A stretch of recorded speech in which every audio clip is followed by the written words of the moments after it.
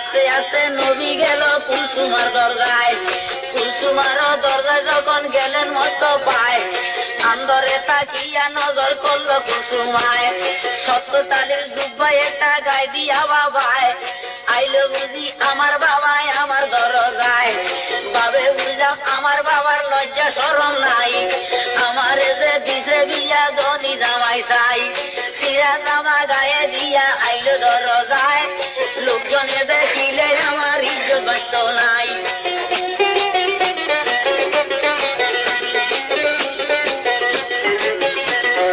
এই কথাটা যখন কইল বিবি কুলসুমায়, আরো সে তাকিয়া আল্লাহ বেজার হইয়া যায়।